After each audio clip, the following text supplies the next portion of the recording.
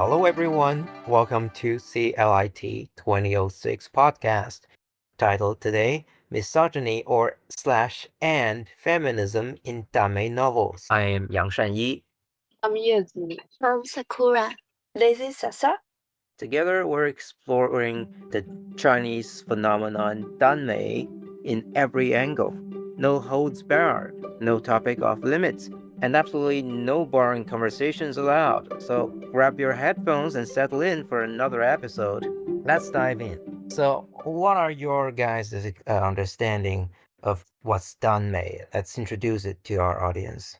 Well, it's originally from Japanese word danbi, worship and the pursuit of beauty. And I think then it was like introduced to mainland China in the late 1990s and early, the first decade of 21st century. When we talk about danmei, we just mean under the big boys love story genre. It's a kind of like a local term for BL. We call it danmei. This is my understanding for that. Interesting. I might add that Danmei is also influenced, to my knowledge, by American slash fiction in the early 2000s. Slash fiction is basically Star Trek fan fictions that turned the homosocial attachments in the original text into homosexual passion between male heroes. Anyone else has something to add? I noticed the fact that both the writer and the targeted reader of Dame is both female, and many female readers will appreciate the physical attractiveness of the male couple and gain some mutual pleasure on it. And I think it draws the attention to the problematic gender representation. Yeah, I have the same impression on that. Like erotic and sexual aspects between two male protagonists are highly emphasized in this relationship representation. What would be the problem exactly?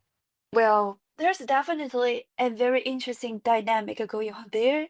I heard of this so-called debate in many places in one of my previous East Asia popular culture class and on some social media and also from friends around me who are really crazy dummy readers. I would like to maybe generally sum up their arguments as a starting point for today's conversation.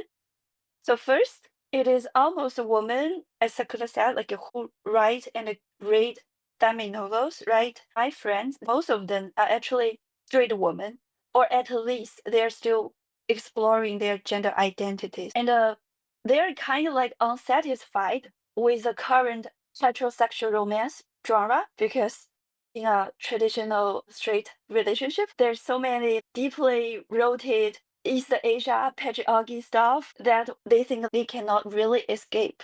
Like no matter how hard you try, those old school gender roles and power imbalances were just like keeping holding you back and to think about some reality issues, even in a fantasy world. So they were just saying something like, okay, let's forget this. We'll invent a whole new fantasy world where the two main characters they're men. Someone called it pure love. And I think it's kind of like building a utopian relationship model where the both parties they actually can keep their independence, agency, and subjectivity. Something women, especially East Asian women, they think there's often missing in a regular heterosexual romance. And the whole motivation, I don't know how you guys think. It sounds like there's a lot of feminist consciousness behind that, right? Women are designed for equal romantic relationship with their subjectivity. But then here's the kicker. So when you write Dami novels, you're raising the female character from those stories and you are diminishing woman's appearance in those fantasies. In many Dame novels, female characters, they're supporting characters, they're not like a main protagonist. So are they accidentally reinforcing misogyny? I don't know. It's like the solution to gender inequality actually becoming part of the problem by making women more invisible in women's fantasy. I think that's general arguments in this so-called debate. So to summarize a bit, the main problem of this genre is like it's meant as a by and for women genre, but it's not of women. It lacks visually the visibility of female subjectivity and agency. So I think we can Yes. center around this. I think I'm more prone to believe that there is a inequality or separation of the two sexes going on. Since, as you know, originally the fantasy subgenres originally appeared, one of the biggest websites was Qidian. And to accommodate women enthusiastically refashioning fantasy subgenres originally meant for men, the Qidian website has split into the male section and the female section, or two channels. And we can see a tension building on here. And to add to the utopia comment, I think while a lot of Danmei novels are pronotopias, to borrow a term coined by Stephen Marcus, there are also some, like a half of it, that is porn dystopia, where sex is portrayed as the first and foremost type of labor. There's this world where there are three genders: women, Okay. feminine men, and masculine men. Feminine men are basically sex slaves for masculine men. The whole Mhm. genre centers around this guy who forcefully feminized, for example, gang, like sexually assaulted on a daily basis, forcibly Mhm. operated to give him reproductive organs. And then when he gives birth to male children, they're called the daughters, who will suffer the same fate as him. And then when they cry hunger, milk flows out of their penises. Oh.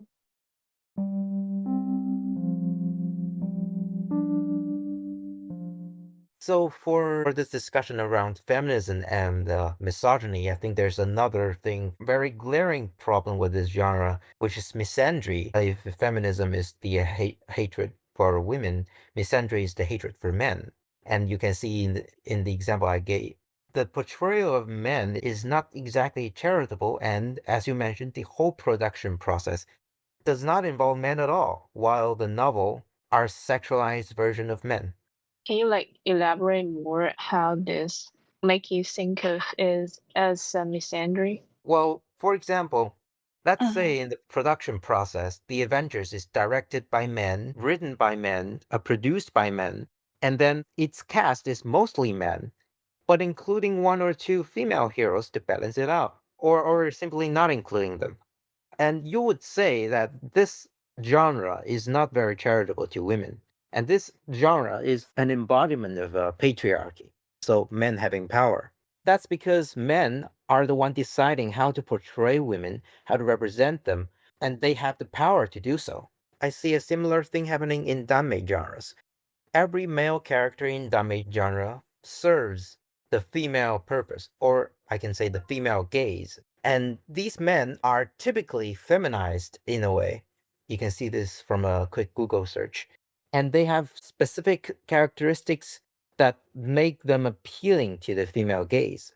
So it's exactly like what a feminist might say about pornography.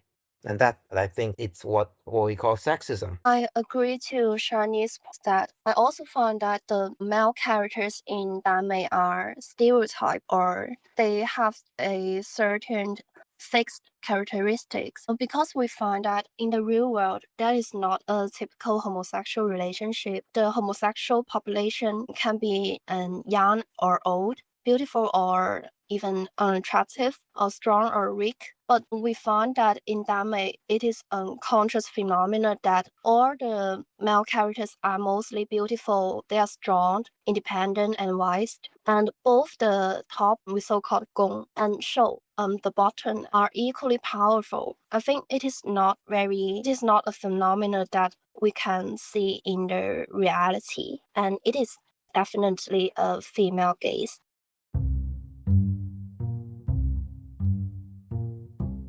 I want to add a point to that. I read some of the papers related to that and also some social media comments.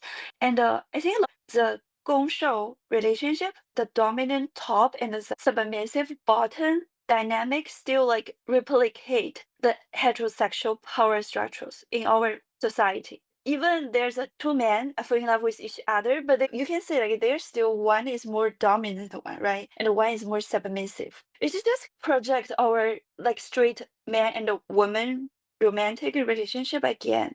I think that's definitely true. I think there's a lot of anime novels that simply do not challenge the heterosexual dynamic, but simply replacing what would be a female place, reserving that place to a male character. Yeah, I've also heard of that, and I had the same impression. They are reproducing heterosexual heteronormative Mm-hmm. roles in the real world. But I think one thing to further think about is whether the relationship between the two male protagonists are really, really equal to the relationship between a wife and husband in real life. We may focus on more detailed representation in the any novels or mangas we saw recently. Like when we were talking about one is more dominant and the other more submissive, how Uh-huh. they are submissive and dominant in what aspect, like in the sexual activity or beyond that, in daily life conversation and interaction. I think that's a way to turn. According to my poor Danmei novels reading experience, at least in the novel, like four of us have kind of like some reading, some level of reading. 魔道祖师. Actually, I cannot identify who is Gong or who is Shou. How do you Yeah, think about that? yeah. Like Wei Wuxian and 蓝忘机, and who is more submissive? We may start talking by talking about what are some given criteria to tell the difference between gong and shou in Hmm. traditional There's no need to force those upon a character that's not immediately apparent to us. Well, there's a like a dynamic between them. Like Wei Wuxian is like playful, mischievous, rule breaking stuff, and Lan Wangji is like stoic, disciplined, rude, abiding, reserved, emotionally Yeah. restrained. You could say that makes Lan Wangji the attack side, the Gong side, and I don't know if that's fair, since the dynamic itself takes a form that is also a kind of stereotype that Uh-huh. might not be like overtly dominant and submissive kind of way, since there's a lot of interpretation of this dynamic that goes either way. Either the playful side is the attack side and the stoic side endures, or the other way around, since the stoic side has total control over the situation. I think both Wei Wuxian and Lan Wangji are, yeah, I obviously consider their generation's most powerful and talented cultivators. And I think this kind of between them is frequently missing in our conventional heterosexual narratives in our reality. And I think it is the reason of why the gay romance in Danmei can attract many female fans because it can fulfill their imagination of romantic relationship and project their sexual ideology into this kind of fantastical society. Hmm. Yeah.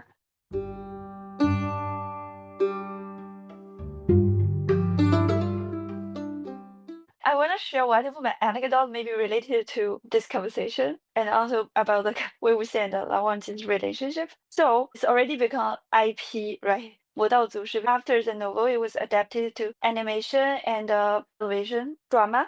So when I first watched the television drama, it's actually my mom was watching that. And after the first several episodes, my mom asked me, so who is the CP for Wei Wuxian? And she think it's the 师姐 Jiang Yanli. From my mom's perspective, Wei Wuxian and Lan Wangji, they're just homosocial friendship. So maybe I don't know how you guys thinking, but is the friendship between two men are actually equal relationship. Women are expected and name it as romantic love. How do you think about that? Interesting. Yeah. Yeah. So I think there's an argument to be made between the concept of homosociality and homosexuality. As you know, who was the queer theorist that coined the word homosociality? Cedric, right? Eve Cedric. So Eve Oh Cedric yeah. is observed, and if I remember correctly, that the patriarchy is very homosocial, or even a kind of homoerotic in a way, since men are allowed to gather together, or they get to do like intimate things to each other, and actually Yeah. women as well. If you think about it, women are allowed to do much more intimate things with each other than males do. That's due to the stigma around male homosexuality, of course. But Mhm. when men uphold men's dominance, they have to maintain a homosocial relationship with each other, and Mm. explicitly heterosocial. You know, you can see like a guy group friend doesn't invite a girl in, and if they do, that is a hooker. Mhm. Mm.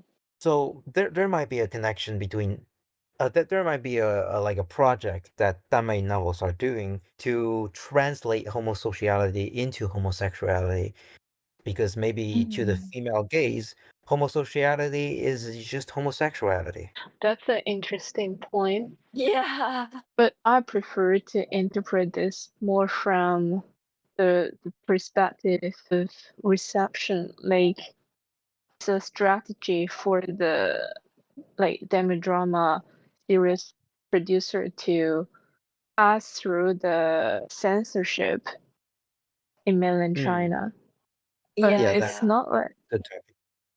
like I feel that in your point there is a underlying point supposing that the female writer of Danmei genre, they might have difficulty in the difference between homosocial relationship and homosexual relationship. Is it Well, that what you're implying? Is that that might be true, but maybe it was just a desire that homosocial relationships are homosexual relationships. Yeah, you see, I think since the society, the patriarchy or oppression of women is built on homosocial relationships and not homosexual relationships, because well, if people are gay, yeah, they don't yeah. have anything to do with women, right?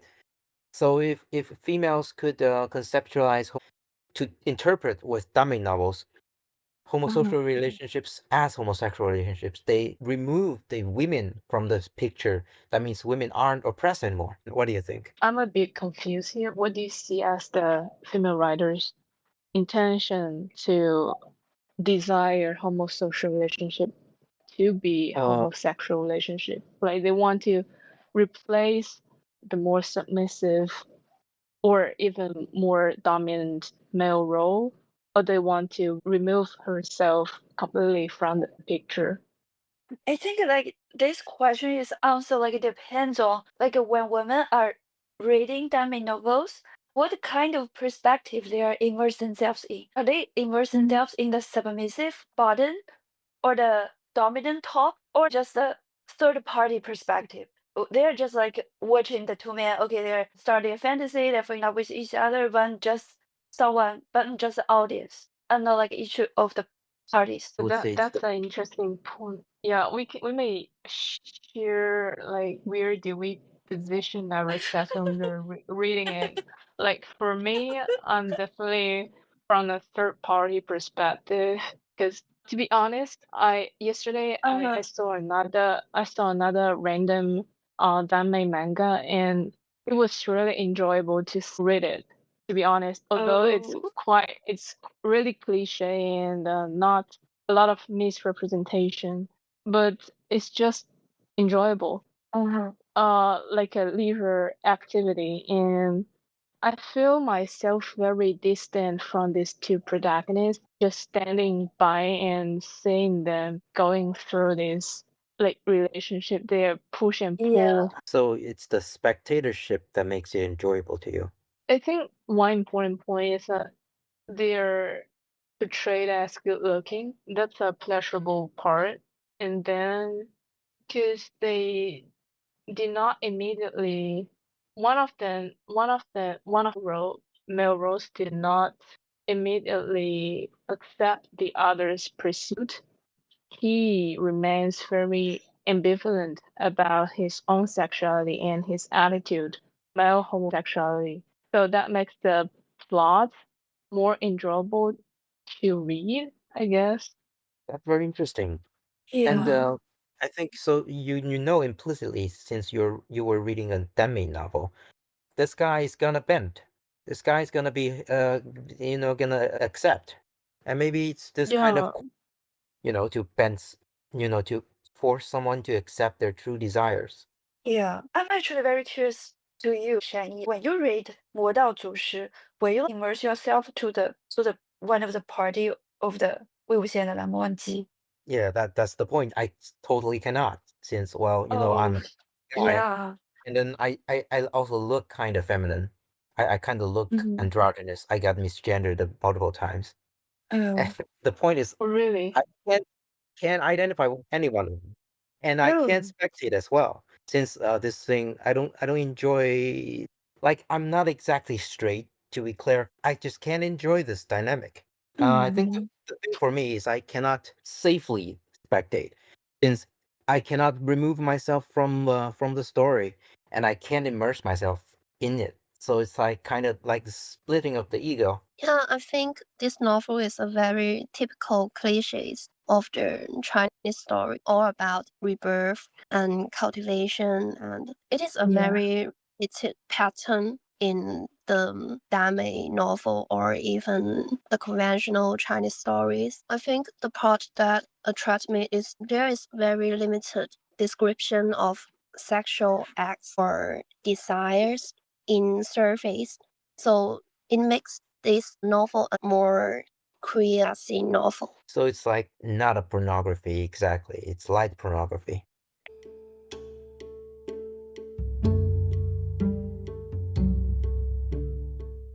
And also, we're just thinking about another point. Like some people would complain. They think that anime novels are like has misogyny because the supporting female characters are portrayed as anti-hero. But in 魔道祖师, I think at least 江夜离 and 温情, they're portrayed as more positive supporting characters. Like, how do you Mhm. think about that? Maybe what you heard from other Danmei novels about female antagonists represents a kind of heterosexual allure. Yeah, some of the other dummy novels, they will degrade female characters by portraying them as anti-hero or negative persona and function to help speed the romantic relationship between the two protagonists. Basically, the female antagonist is the obstacle between the two male. Is that so? Kind of like, yeah, the supporting female character, they may pursue one of the party of the two protagonists. Okay. Yeah, something like that. So they're invariably standing in the way between the two. That's interesting. That reminds me of the danger of femininity Uh, concept in anthropology and mythology as well. The general gist is that there are some societies that see femininity as something dangerous. Like, if you have sex with mhm. a woman, that is a dangerous act that might bring you bad luck, and you have to do many, many rituals to get rid of the curse. And it's very interesting to see this kind of motif recurring in what might be feminine, like a feminist act of creating a secluded, exclusive space. There's also another thing in storytelling that is the theory of Joseph Campbell's The Hero's Journey, or called the monomyth. There's a section of the Mhm. monomyth called The Hero's Journey Mm. where a female temptress appears. So that this female Oh, temptress has to be very charming and to distract the hero, which is a guy, from his main quest. And while in Dame novels, it seems this main quest is to discover their homosexual desires.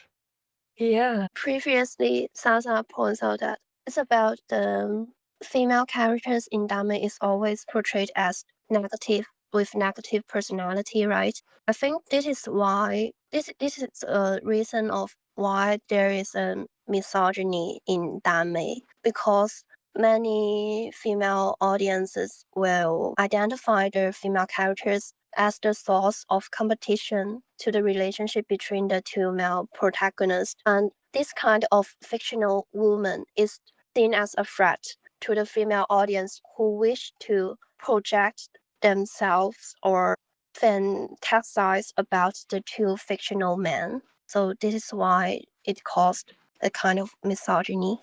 Shiny, you're mentioning of this concept of female tempter reminds me of another concept, which is femme fatale in film noir that originate from the US, I guess, if I'm not mistaken, in the last Oh, century, in the 50s, around what that is that? period. It's in French, like femme, Oh, feminine women. right. Fatale is yeah, yeah, Yeah, yeah, yeah. yeah. Fatal women, fatal women. So they basically serve a similar function with female Hmm. tempters. They appear in order to tempt the very promising, intelligent, all-knowing male protagonist into a downturn or even lead to his death at the very end of the storyline. So the only difference between the two genres is that in film noir, the male is heterosexual, but the role that the female protagonist play is exactly the same. That's a Mm. very interesting comparison. Well, do the male character in Danmei actually attracted to this femme fatale? Oh well, that's another difference. Interesting things to think about. Yeah. I think we had a lot of ample discussions today. And with that, we've come to the end of another episode. We've covered a lot of ground today. We've covered the feminist imports of Danmei novels, namely for women in China under patriarchy, disillusioned by it, and seeking to create a space for themselves. And we discovered a kind of misogyny and even misandry in them, in that the whole process of Danmei novels in its production does not include men, but it represents men, and also it represents men and women in a kind of ambivalent and the kind of problematic ways. Well, then indeed a lot of things to think about after this episode, and I wish we could talk more. I hope you've enjoyed this conversation as much as we have. Before you say goodbye, I want to thank you all for tuning in, and we wouldn't be talking here without our amazing listeners. And let's give a warm thanks to our instructor as well, Zoe. We appreciate each other, and we appreciate your attention, and we appreciate every one of you. Bye bye. Bye I bye.